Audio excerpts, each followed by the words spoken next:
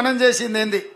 నిన్నమన్నా నేను అన్న దూలం లెక్క పెరిగితే కాదు దూడకున్న బుద్ధాన్ని ఉండాలని హరీష్ రావు మొన్న అన్నాడు, నేను 15 ఆగస్టు లోపల 2 లక్షల రూపాయల రైతు రుణమాఫీ చేస్తాను. నేనంటే, రేవంత్ రెడ్డి నువ్వు 15 ఆగస్టు లోపల చేయకపోతే నువ్వు రాజీనామా చేయాలా, నువ్వు చేస్తే నేను ఎమ్మెల్యే పదవికి రాజీనామా చేసి మళ్ళీ సిద్దిపేటలో పోటీ చేయను అన్నాడు.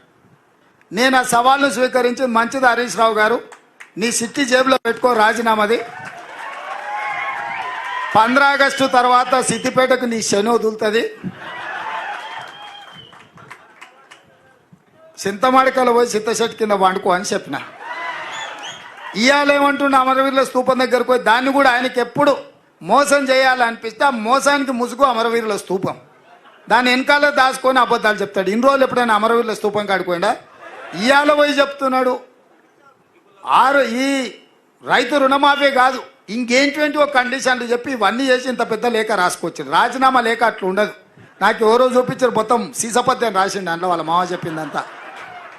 రాజీనామా లేఖ ప్రిస్క్రైబ్డ్ ఫార్మెట్లో స్పీకర్ గారు ఒక ఫార్మెట్ ఇస్తాడు, దాంట్లో ఒక్క పదము పొల్లు పోయినా ఆ కాగితమే చెల్లదు.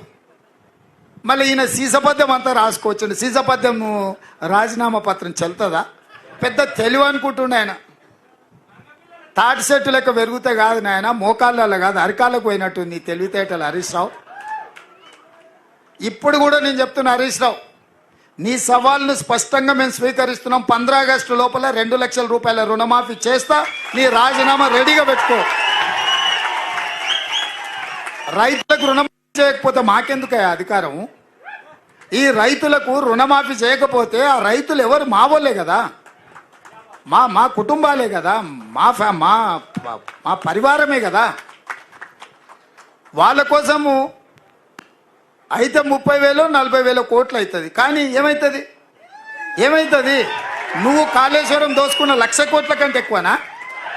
హైదరాబాద్ చుట్టూతో నువ్వు ఆక్రమించుకున్న వేలాది ఎకరాల కంటే ఎక్కువనా? ఇక సరే, అంత దూరం ఎందుకులే. కానీ మీ దోపిడీ, మీలాగా దోపిడీ చేయకుండా ఒక్క సంవత్సరం నేను కడుపు కట్టుకుంటున్నానంటే ఆ 40,000 కోట్ల రూపాయలు బ్యాంకులకు ఎడవసేత్తో చెల్లిస్తాను నేను.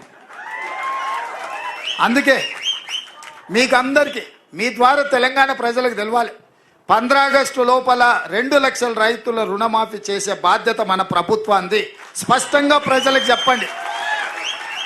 రెండవది, బీజేపీ గెలిస్తే ఎస్సీ ఎస్టీ ఓబీసీ మైనారిటీ రిజర్వేషన్లు రద్దు అవుతాయి.